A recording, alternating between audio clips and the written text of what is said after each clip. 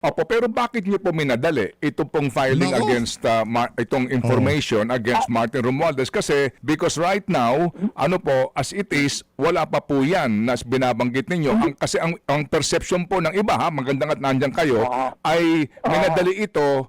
Oo, kasi nga, sa utos ng presidente to pacify the people kasi ang hinihingi nilang ulo ay kay Martin Romualdez. Sec Vince, hindi ba pwede nating unahin yung mga nandito muna? Bakit po si Zaldi? Nahirapan nga po tayo hanapin siya. Oo. Na lumapit sa kanila. So, ba't di mo in-identify kung sino yung abogado? Yun. Kailangan sabihin mo sino yung abogado. Number 2, kailangan sabihin mo kailan nangyari yan. Nako, matindi-tindi ho itong mga kababayan. Matagal-tagal ho kaming hindi nagkikita nitong si Manong Ted. Dito sa video na to, in-interview ho nila itong si DPWH Secretary Vince Dizon. Na kung saan napansin ho nila yung wordings na ginamit doon sa rekomendasyon para kasuhan ng ICI at ng DPWH, etong si Zaldico, magkaiba ho doon sa wordings na ginamit para dito kay dating Speaker Martin Romualdez. Pero bago yan, isang like at isang subscribe. Masaya na ho tayo dyan at sa mga gusto sumali sa ating community, yung join button, nandyan lang ho sa baba. Hayun na nga, dito rin ho sa video na to, pag-uusapan ho natin itong mga punto de vista nitong si Attorney Salvador Panelo. Isang mahusay na abogado, kilalang isa sa mga dekalibring abogado sa ating bansa. Pakinggan ho natin ang kanyang mga punto de vista kaugnay doon sa doon sa mga isiniwalat nitong si Marcos Jr. na di umano dinapitan daw ho siya ng kampo nitong si Zaldico para makipag-areglo na kaysa huwag kansilahin ang kanyang pasaporte para daw hindi na siya maglabas ng video. Hindi sa tingin ho natin masyadong mababaw. Hindi ho natin nagawa ng reaction video kahapon yun. Balagbag sana tayo dun. Kaso hindi naman ho natin pwedeng hindi ho natin pwedeng ipilit yung mga bagay-bagay nga. Kaya nga medyo relax lang ho tayo kahapon. 2 araw, di ba? Hindi nyo ho ako makita kasi medyo nagre-relax ho tayo. No, medyo nagpakalma muna tayo ng sitwasyon.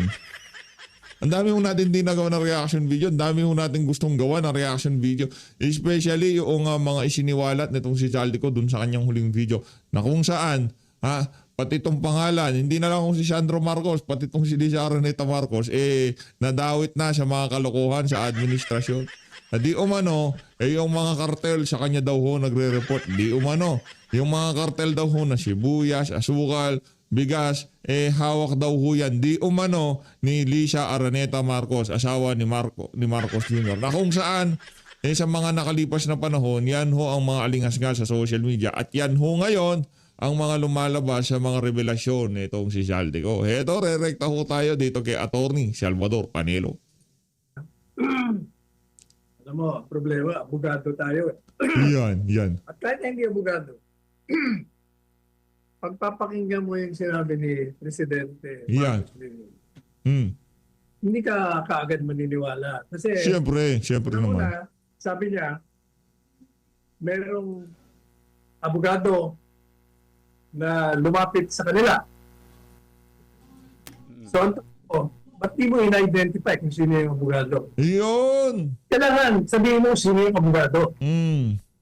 Number 2, kailangan sabihin mo kailan nangyari yan. Yan. Number 3, anong oras nangyari yan. Number 4, sino ang testigo mo? That's 1. Sumunod, dahil sabi mo, we will not negotiate with criminals or suspected criminals. This is blackmail. In other words, that is a crime. Krimino yan. Ba't di niya dinidemanda kung sino man yung abogadong yun? Yan. Hindi na-identify. Ano ho talaga yun? Ika nga, panibagong diversion na tactics ni Adik base dito kay Senator Amy. Hindi sa atin ang galing yan ha. Ang sabi ni Senator Amy Marcos, yung kanyang kapatid, Adik, di ba? O ano ho yan? Sa tingin natin, ang mga litanya na ni Marcos Jr., panglito na naman ho yan. Bakit makikipag-negotiate sa inyo? Alam naman, ang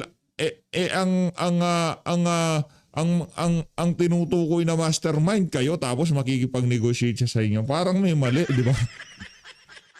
talaga si Marcos Jr. Oo. Bangag na bangag ho galawan di ba?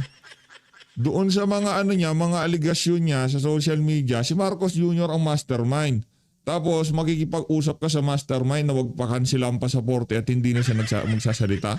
Hindi ho pwede yun. Doon pa lang nakita ho natin ang pagiging sinungaling ng Presidente Marcos. Kaya, ang magiging isipan ng mga kababayan natin, kahit ako, mukhang yan isang pagtatangka lamang para malinis. You're trying to neutralize yung ginagawang confession ni Saltico para mamansyahan, para hindi mapaniwalaan. President to Pero kailangan, pag nagsalita po kayo kasi hindi ko naman maintindihan yung mga abogado mo eh. Hindi ka binibigyan ng sapat na payo. Pag nagsalita ka ng ganyan, you better be sure you can identify the culprit, the time, the Yeah. place, and the witness, and you have to file a case against this person. Kailangan Yun. para paniwala ang tao na totoo nga na itong si Saldico sa pamamagitan ng kanyang abogado, kung sino man Oo. siya na hindi mo naman na-identify, Oh. talaga nagtangka na i-blackmail kayo. Nako, matindi ho yan si Attorney Panelo. Yan ang problema kay Marcos Jr. Palibhasa, hindi abogado, di ba? Palibhasa, bidabidahan lamang. Oh, kaya yan ho napalanan niya naman. Di ba? Simple lang naman kung meron ka ebidensya, talagang gusto kayong i-blackmail, dapat kinasuhan nyo. Pinakulong nyo kaagad. Hindi yung magre-report ka sa media na yung tipong walang makakapagtanong sa'yo, pwede nyo bang pangalanan kung sino yung abogado. Yan, gumawa ka pa ng problema mo, Marcos Jr. Sa susunod na magpapa-interview ka niyan, yan ang pinaka-unang itatanong nila sa'yo. Pangalanan mo kung sino yung abogado na naging padrino o naging tulay para makausap siya ng opisina mo, yung kampo nitong si Saldico, di ba? Kapalit ng hindi niya pagsunod-sunod na hayag ng mga di-umanong mga gawaing labag sa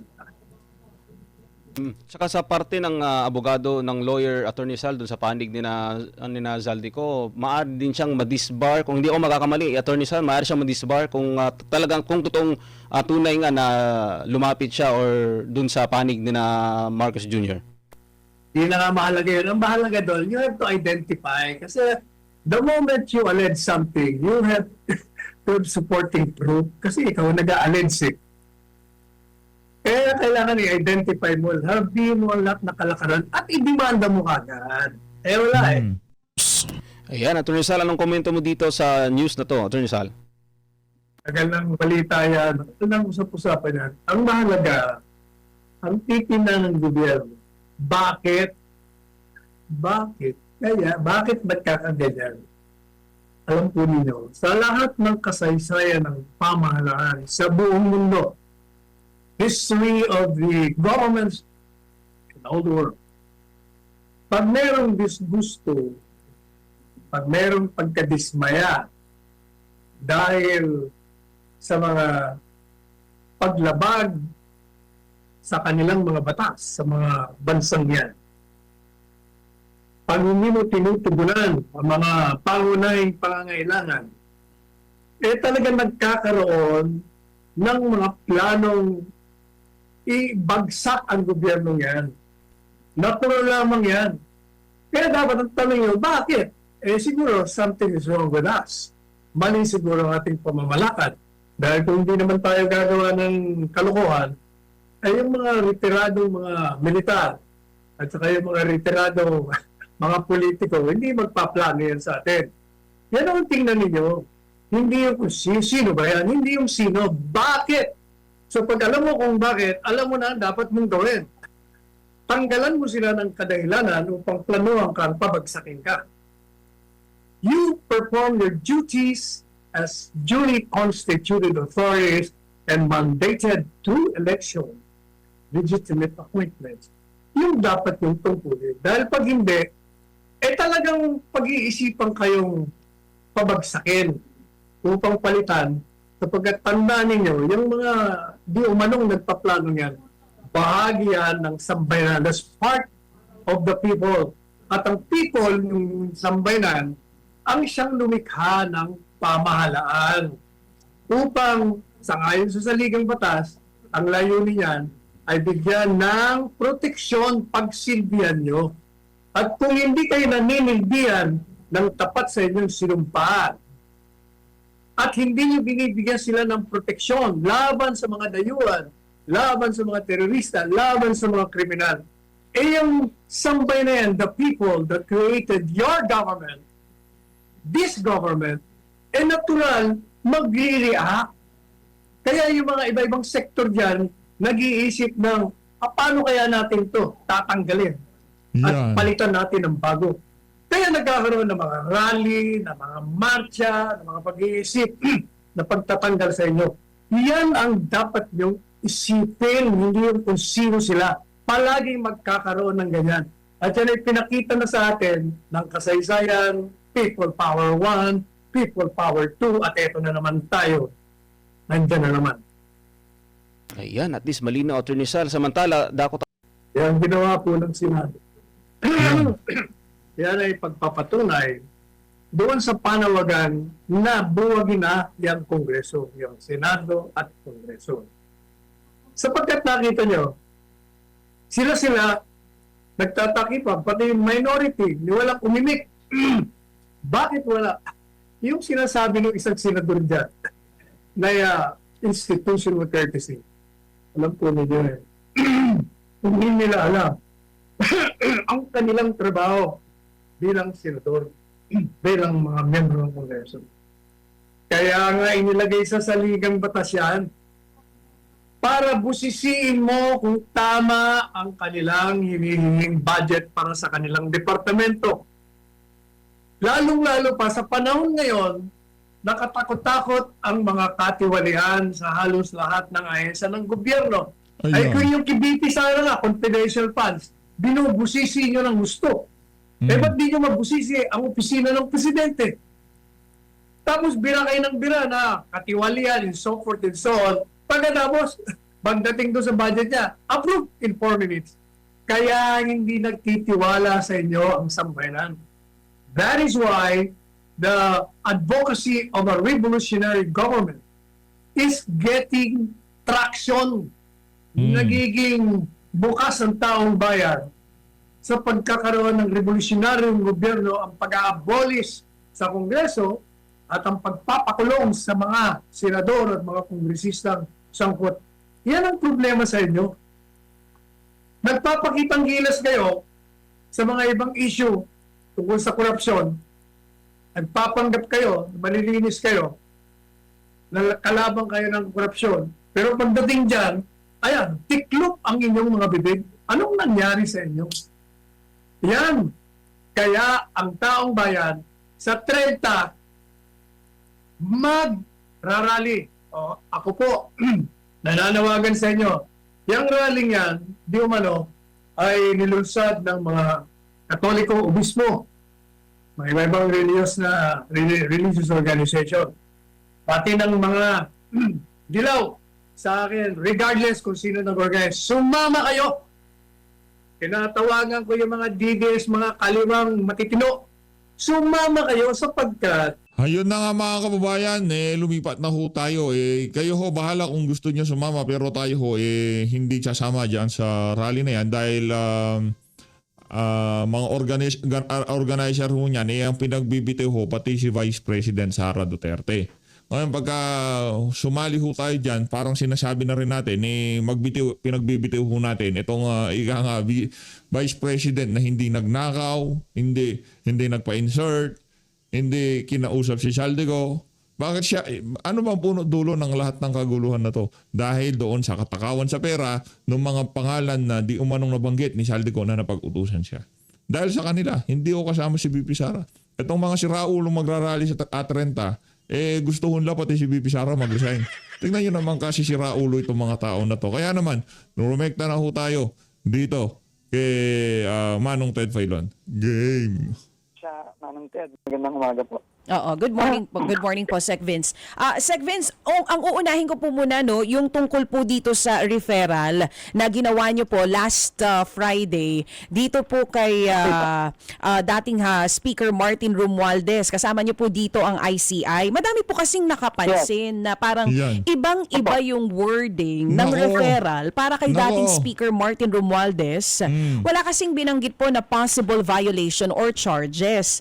Pero ang sabi ng ilan, dun daw po sa previous referrals ng ICI, malinaw yung ikakaso dun sa ibang mga tao na involved dito po sa flood control projects. Ano pong tugon dito, Sec Vince? Apo, una po, no, nung Friday, magkasama po kami ng ICI, nag-refer ng mga ebidensya at mga iba't ibang dokumento at nagrekomenda po ng possible charges. Siguro po, kaya po medyo nalilito po kayo. Ang ICI po kasi ay nag-refer nung kanilang mga dokumento base sa pagpunta po at pagsagot ni dating Speaker Martin Romualdez nung siya'y inimbita sa ICI nitong mga nakaraang linggo. No, yun po ang naging basehan ng kanilang pinadalang mga dokumento. Yung pong DPWH, meron pong ibang mga dokumento na pinadala kasama po ang iba't ibang mga kontrata ng mga kumpanya na linked kay former Congressman Zaldico from 2016 to 2025 at nagsama din po kami. Dapat talaga yung mga katagang from 2016 to 2025 mabanggit yun nitong si Vince Dizon. Kasama ho kasi sa script nila yon. Pagka hindi niya nabanggit yon, napanood ni Lizarra ni Tamarcos tong video na to, naloko na. Mapuputukan si Vince Dizon. Nung mga testimonya sa Blue Ribbon committee hearings ng iba't ibang mga personalidad. Kasama na po dyan si Sergeant Gutesa. No, at dahil dun po sa mga ipinasa namin sa Ombudsman, kami po ay nagrekomenda ng 4 na potential na kaso. Kasama na po dyan ang plunder, ang violations of the anti-graft law, at ang direct bribery. So siguro po doon po medyo nalito po, no, dahil ang pinadala lang po ng ICI sa Ombudsman ay yung interview o testimony ni dating Speaker Romualdez. Kami naman po yung pong mga iba't ibang testimonya sa Blue Ribbon at mga kontrata ng SunWest at Hightone na kung ito total po natin nagkakahalaga ng mahigit 100 bilyong piso. So, Sec At Vince, dahil po dun sa mga iba't ibang yon, nagrekomenda po kami ng mga charges against both former Speaker Martin Romualdez at former Congressman Zaldico. so merong charges na nakalagay. Opo, in fact, ano po ata yan, no? Inabas po namin sa media yung aming referral, Ma'am Chia. Oo, yes po. You're talking about the 2-page referral, sir? Hindi po. Ano po Yung ito? mas mahaba. Mahaba po ito. Oo, ito yung mas Opo, mahaba I think na. it's about 20 pages. Oo, ito na yung Ma'am Chia. ito na yung kahahawak lang namin ngayon. Pero doon sa naunang referral, kaya nalito ang tao, sinasabi niyo po, doon kasi wala pa yung possible charges na nakalagay. Pero dito sa mas mahaba, opo, sige po, Sec.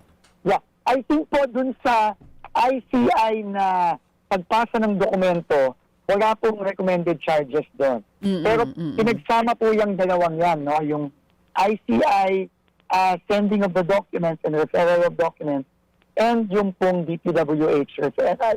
Okay, Na okay. dapat po may kopya din po ang media na. Opo. So, ibig sabihin, yung mga nauna nyo pong referral dun sa Yan. mga sangkot dito sa flood control, same po ang naging treatment dito kay dating House Speaker Martin Romualdez. Hindi po nagkaroon ng special treatment kasi yun ang naging assumption ng ilan Definitely nung nabasa wala po po. namin yung referral. Ay, walang special treatment. Parang hindi naman totoo yan. Ito talagang si Vince Dizon. Linoloko mo naman kami, Vince. Hindi naman yun ang nakita namin eh. Pambihira ka talaga, oo. Definitely hindi po. Okay, Very clear okay, po sige, yung oo. recommended charges. But of course, kailangan pa pong dumaan yan sa proseso ng ating ombudsman fact-finding at ng magdadagdag pa ng ebidensya para mag-file na po ng kaso din sa Sandigan Bayan. Okay, So, laman. ano po yan, no? So, magdadagdag pa po ang ombudsman dyan. Yan din naman po ang inassure ni Ombudsman Boying Remulla. Even kahapon, no, nung may bago kaming refer din na iba namang mga potential charges laban sa 8 congressman. Ang tanong, anong pinagbasihan ng mga kaso nitong si Martin Romualdez na rinekomendang isampa dyan dyan sa ombudsman na imbestigahan? Ano? Yung testimonya ni Master Sergeant Orly Gutesa, palakpakan! Oh, di ba? Oh, di ba?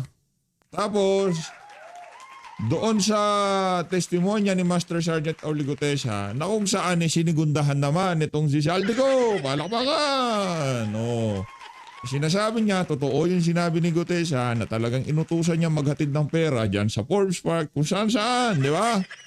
Pero itong ang investigasyon, ang rekomendasyon, hanggang kay Martin Romualdez lang. Pagdating sa Malacanang, hep. Hindi totoo yan. Hindi totoo pagka kay Marcos Jr. Oo, dito nga po sa kahapon yung binabasa ko kasi doon may possible charges na. So para lang malinaw, anong charges po yung inire-recommend ng DPWH at ICI for former House Speaker Martin Romualdez? Number 1 po ay plunder. Kasi meron nakita po natin na yung paglobo po ng mga kontrata lalo na ni former Congressman Saldico sa DPWH nung siya ay naging Committee on Appropriations chairman na handpick naman po siya ng former speaker at ng Kongreso. Ikalawa, violations of the Anti-Graft Corrupt Practices Act. At ikatlo po, dahil nga po sa mga statements na under oath ng mga iba't ibang personalidad sa Senate Blue Ribbon Committee kasama si Sergeant Gutesa, indirect bribery din po ay kasama sa recommended charges. Opo.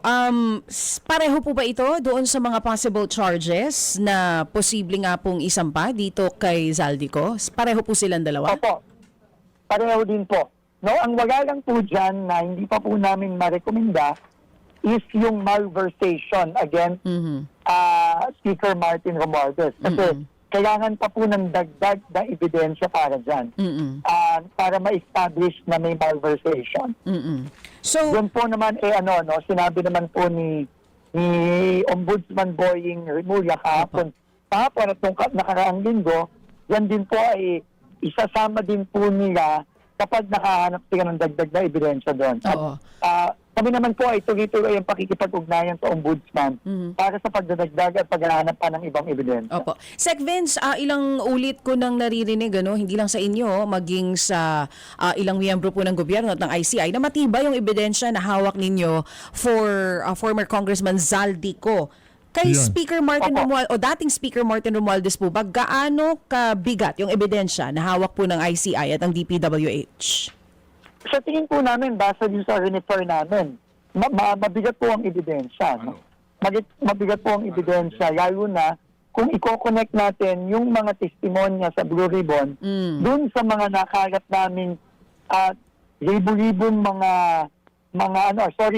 bilyong mga kontrata na nakuha ng mga kumpanya ni former Congressman Zaldico. Oo. Sec Vince, Doon pa lang po sa tingin po namin. sorry po. Mabigat po ang ebidensya. Oo, Sec Vince, Yeah. sorry for butting in. Medyo limited lang yung oras natin. Sec Vince, it's okay po. kung mabigat yung ebidensya, not just for Zaldico, but also for Martin Romualdez, ano pong ebidensya yan? Can we be specific? Aside from doon po sa mga nailahad na testimonya sa mga Senate Blue Ribbon Committee, ano pa pong ebidensya ang hawak natin sa kanya?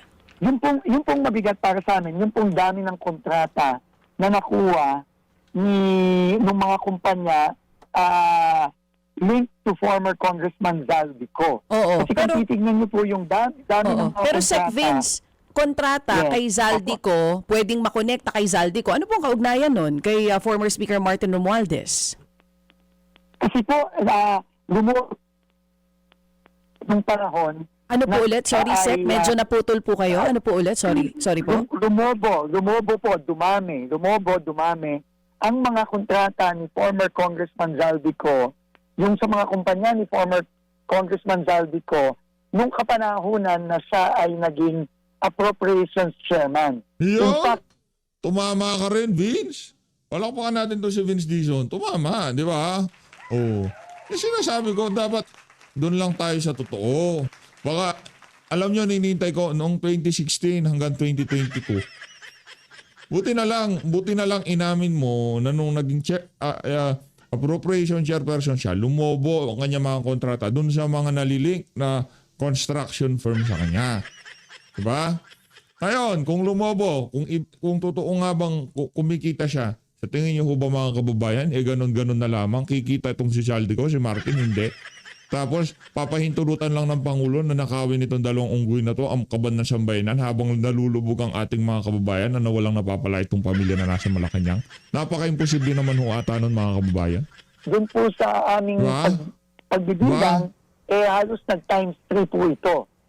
Sec Vince, sorry po sisingit na po, Opo. obligado na po ako sumingit din habang hindi pa tapos si Chacha. Opo. Sorry Sec Vince Opo. kasi napakasimple po ng tanong ni Chacha at para po hindi maguluhan na nakikinig sa atin, pwede ho naman natin sabihin Opo. diretsahan ang tamang sagot kung meron po kayong tamang sagot. Ang Yeah. tanong nga dito, ano ang kaugnayan ng isang Martin Romualdez sa panahon ng speaker siya na lumobo ang kontrata ng mga kumpanya ni Zaldi? Ano naman ang kaugnayan ni Martin Romualdez kung sakali man po, sakali man po na ibinoto si Zaldico ng Kamara bilang House Committee on Appropriations Chairman? Nasaan ang anomalya doon? Yan. Naku, una- matindi ho itong si Manong Ted. Medyo mainit na yung tanong niya na yun. Nasaan ang anubalya doon? Yan ang sagutin mo. Appropriations chairman, si former Congressman Zaldico, kung wala pong bindisyon ng Speaker of the House. Alam naman po natin Yun. lahat yun. At No, ng, so, at ng presidente, ikaw naman, anak ng toka, gaganito lang si Insan. Sino lalagay mo apro dyan? Dapat tao natin yan. Di ba? Ganun lang naman ho yan. yung pong link na yun ang ini-establish ng aming referral. Mhm. At doon din po sa mga testimonya ng iba't ibang personalidad sa Blue Ribbon, pinapakita din po yung deliveries, alleged deliveries ng mga pera both kay former Congressman, from Congressman Zaldico, papunta din po kay former Speaker Martin Romualdez. Opo. In fact, meron pong minention doon na iba't ibang mga bahay. Nandun din po sa referral namin yon. Sa Forbes Park, meron din pong minention na bahay sa Aguado. So, yan po, lahat po yan, sinama po namin doon sa aming referral sa ombudsman. At sabi naman po ng ombudsman, siya po ay magdadagdag pa ng ebidensya para po maka-establish ng mas mabigat na kaso pagka magpapile na po siya sa Sandigan Bayan. Opo. Sec Vince, again, ang sinasabi po ninyo, ay posibilidad, ay assumption, no? Na nakinabang si Martin, hindi sa ipinagtatanggol namin si Martin, kung hindi po lamang mailatag Opo. lang natin to, sa katotohanan, may po. ebidensya ba talaga? Sapat ba ito? Malinaw ba ito? Ito ba ay substantial or maaring circumstantial or hearsay? So, ito nga po ang tanong. Opo, halimbawa kaninyo Opo, sa Forbes sasagutin ko po. Park, ito hubang mga bahay na ito na binabanggit. Halimbawa, ito bang Tamarind Street na number 30 at yung ba number 41 Nara Street sa South Forbes Park? Ito hubang mga bahay na ito natukoy ba ng ICI kung kanino nakapangalan ito para talaga natin ma-establish na may Opo. kaugnayan itong si Martin Tama po. dito po sa kilos at pangungontrata at mga pangungulimbat ni Zaldico, mga ganun pong bagay, Secretary. Opo, tama po. Kaya nga po, itong mga ebidensya na ito, both yung pinasa ng ICI at ng DPWH, ay refer na po natin sa ombudsman. Para po ang ombudsman na may mas maraming kapangyarihan po na ma-establish ang iba't iba pang mga facts, no, dito sa mga kasong ito, makakalat po niya. So, yun naman po ang kinumit. At may tiwala naman po tayo sa ombudsman na madadagdagan pa po, kagaya ng mga katanungan ninyo, itong mga ebidensyang isumiti na namin sa ombudsman ng Biyernes. So yan po ang gagawin ng ombudsman ngayon.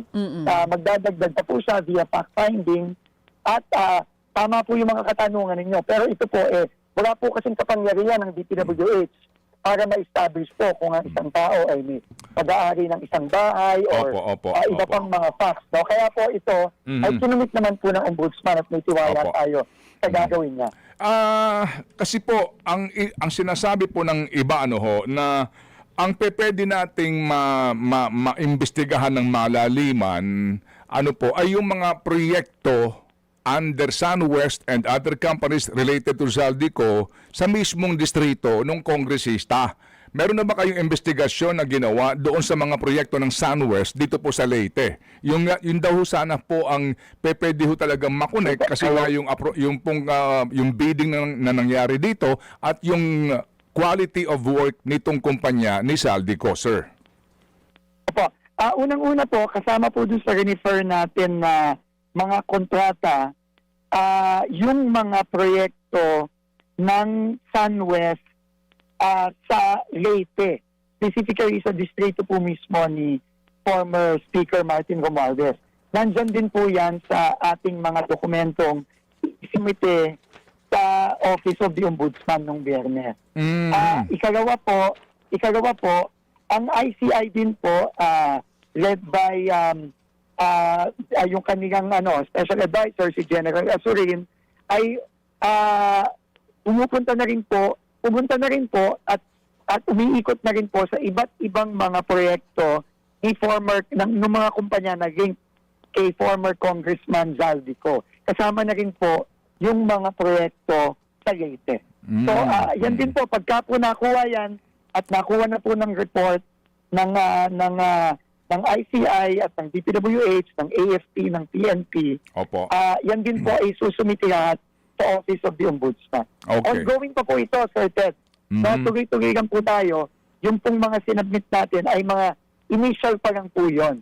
Opo, Pero opo. importante po na ma-refer na. Kasi nga po, napakadami na rin po ng mga dokumento at importanteng ma-refer na natin agad sa Ombudsman Opo. para po makasimula na rin ng Ombudsman ng kanyang trabaho. Okay. So, sir, yun ho bang mga binabanggit nyo na kontrata na napanalunan po nito pong SunWest, at ilang pang kumpanya na konektado kay Zaldico in Leyte, yun bang bidding nito?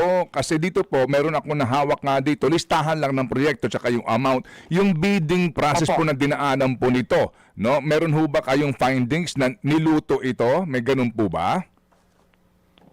Kasalukuyan pong iniimbestigahan po yan, Sir Ted, Kasi nangalaman po natin yan kapag nakita na po natin yung project mismo, yung pagbayad sa project mismo, at pagtingin din po dun sa proseso nung pag-award sa SunWest, Kung yan po ba, katulad nung halimbawa, nung mga final natin sa PCC na mga bid rigging cases, sa Bulacan, sa Mindoro, final na rin po natin yan, SunWest din po yun. Opo. Yan po, pupunta din po tayo dyan.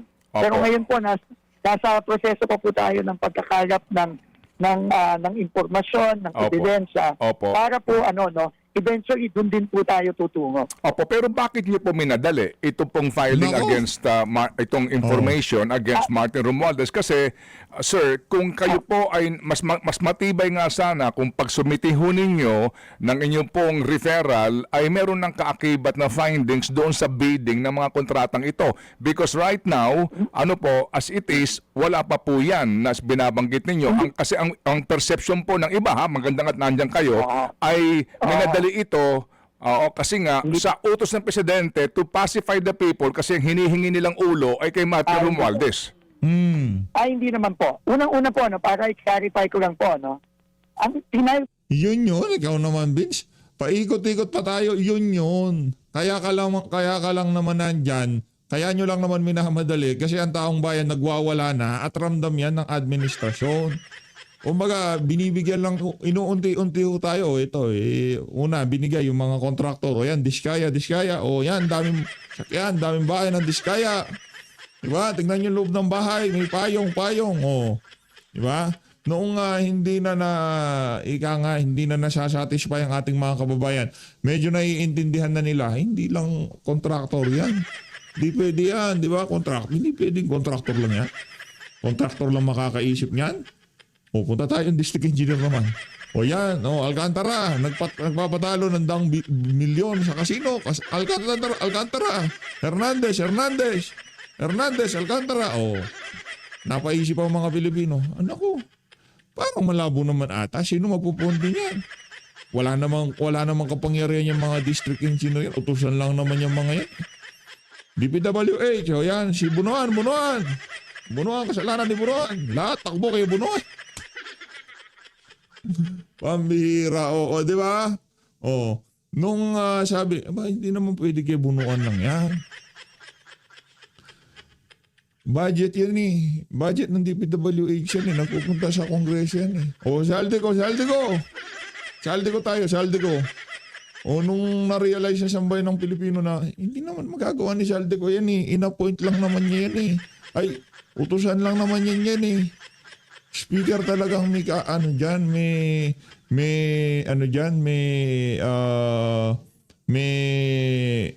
control dyan sa House of Representatives. Yan.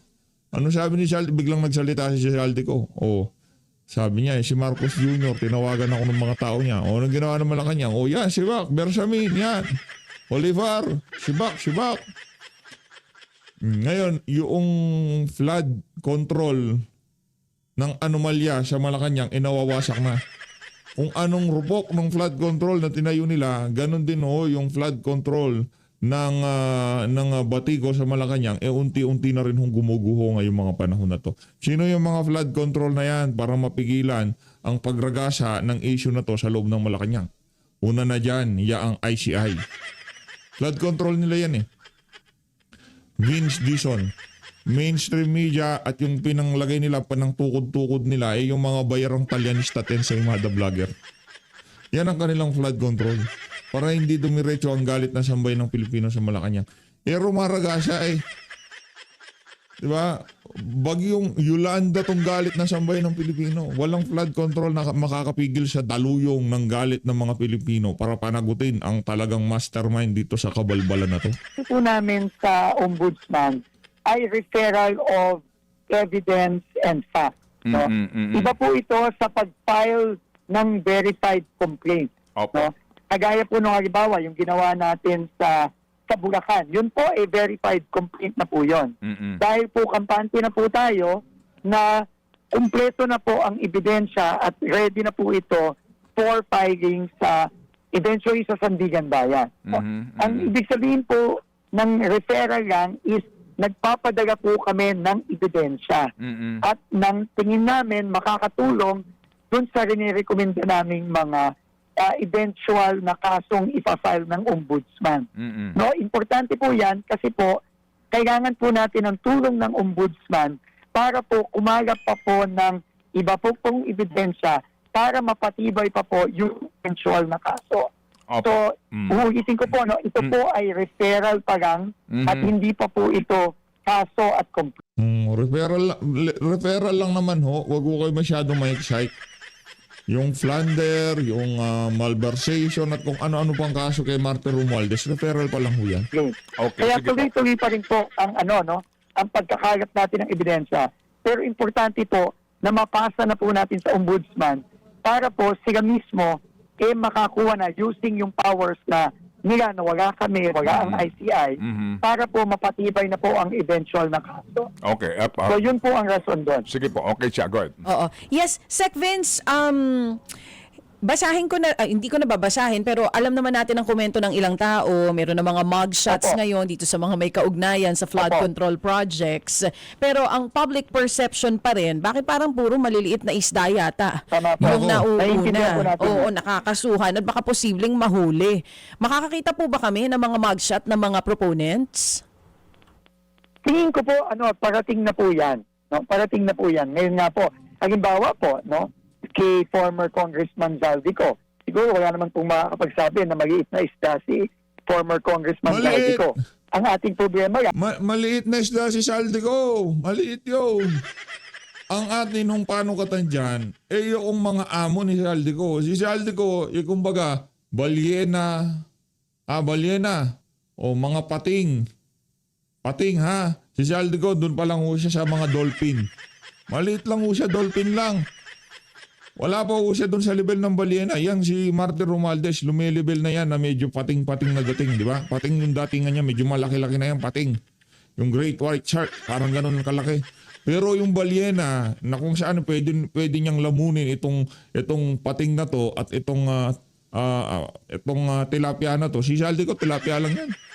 Wala ho yan. Maniwala ho kayo kay PH Update, wag ko kayo maniwala dyan kay Vince Dizon. Tao yan nung Balyena eh.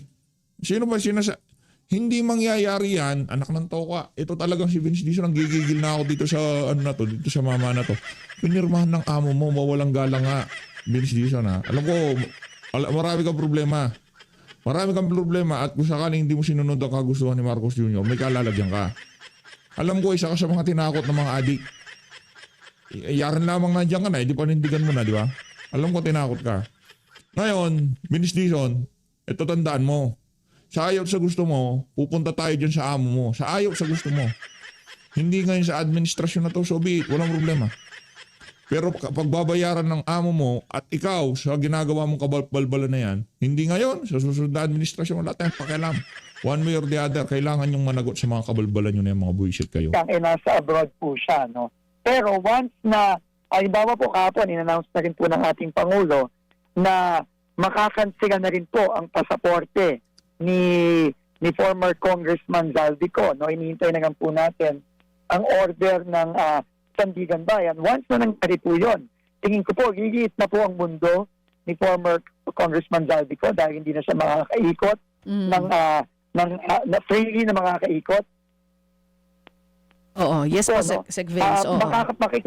Makikipag-cooperate na rin po ang ating law enforcement sa ating iba't ibang law enforcement sa ibang bansa. Kagaya po nung ginawa kay former Congressman Arnie Tevez na nahuli din naman po eventually. Pero, tingin ko po, yun din po ang mangyayari. Oo. Yeah po. Go ahead. Sec Vince, hindi ba pwede nating unahin yung mga nandito muna? Bakit po si Zaldi? Nahirapan nga po tayo hanapin siya. Oo. Nag-refer na po tayo doon, no? Kahapon, no? Meron na DJ Chacha, I love you. Palakpakan kita. Kahit na dilawan, piglawan ka, papalakpakan kita. DJ Chacha, ha? I love you, DJ. You're the best DJ. Ha?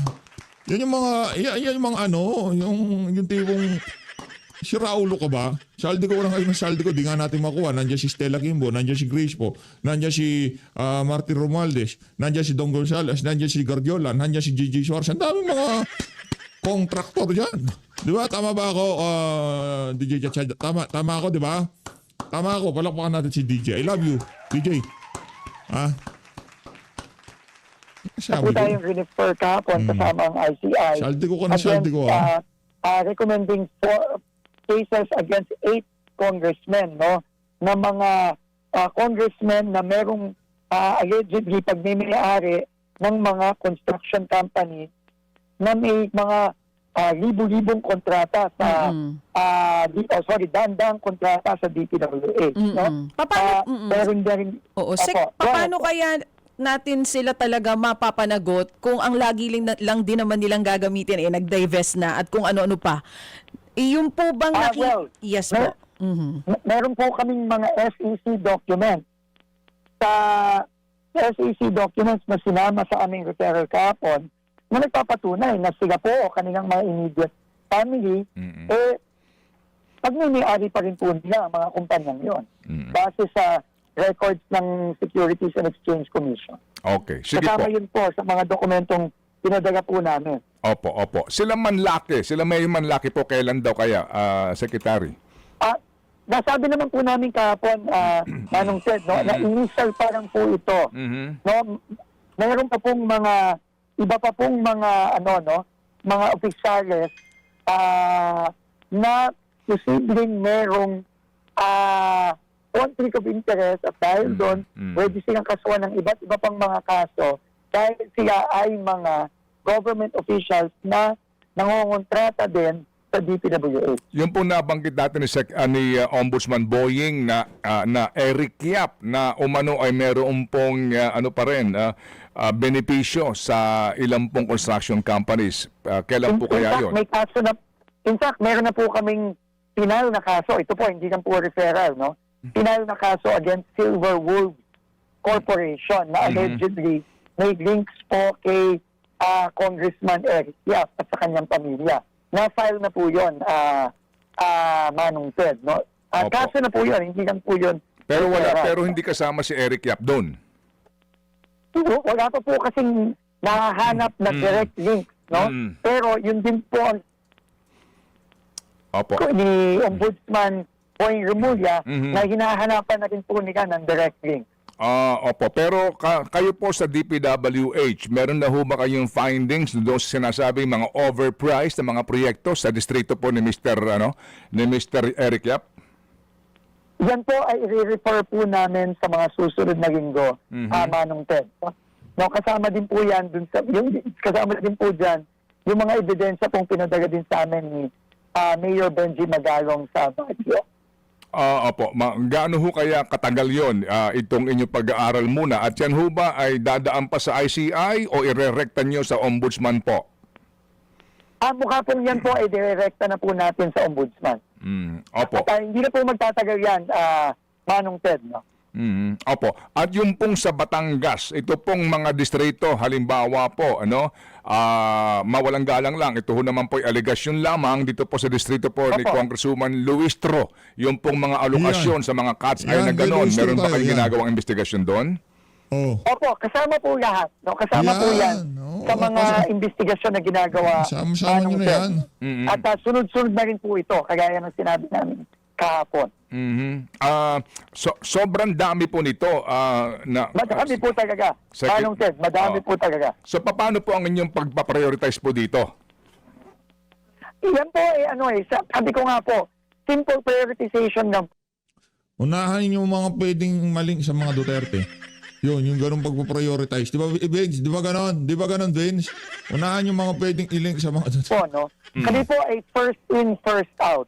Meaning, kung meron pong mga nakakaabot sa amin, merong mga inuna ng mga investigasyon, yun po ay tinatapos muna at ngayon nga po, hindi naman po namin kaya na kami gang Manong Ted, no? Kaya nga po, ang ginawa po ng ICI, nagbuo na rin po ng iba't ibang mga ahensya para tumulong. Kasama na po dyan ang PNP, ang AFP, at iba't iba pong ahensya tulad ng NBI para tulungan po kami dito, no? Kasi alam mo naman, Manong Ted, meron din naman pong trabaho ang DPWH, no? Aparte dito sa pag-iimbestiga at kailangan po talagang magtulong-tulungan po ang mga iba't ibang ahensya ng gobyerno para dito. Meron pong aligasyon na yung mga insertion umano po na ginawa ni Majority Leader Sandro Marcos sa Ilocos ay meron din po mga question doon. Hanggang ngayon po wala pa rin daw pong report ang DPWH o maging ICI dito.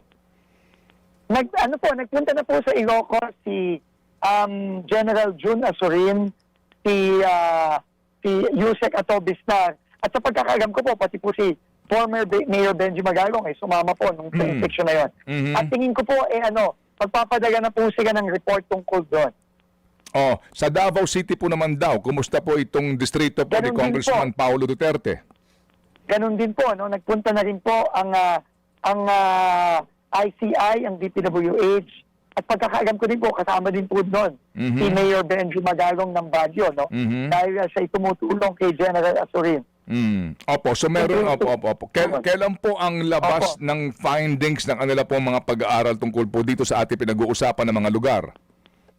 Malapit na po yan, Manong Ted. Hindi ko lang po ako makapagbigay ng sa amin yan ng report na yan. Pero nagpunta na po sila sa mga lugar na sinabi niyo. Opo. Ilocos, sa Davao, sa Leyte. Opo. Sa Bicol po mismo, sa Sorsogon halimbawa po. Meron na rin pong pinadalang team dyan. Sila Yusek Bisnar po at sila General Azurin. Nagpadala na Talagang puspusan na ho ang paglilibot ng mga tauhan nitong si Marcos Jr. para hanapan ng buta sa mga Duterte diyan sa mga flood control niya. So Luis, ano bang ginawa nila sa Davao City? Pinagtitis nila yung mga flood control doon, yung mga slope protection, di ba? Pinagbubuksan nila. Siguro umaasa sila itong ni Magalong sa ginawa niya mga butas na yun na masisira yung mga slope protection na yun. Tuloy, salamat po sa pag-support sa PH Update. Mag-ingat po kayong lahat. Wag ho kayo masyado maniwala sa mga, mga bayarong vlogger. Mahal natin Pilipinas.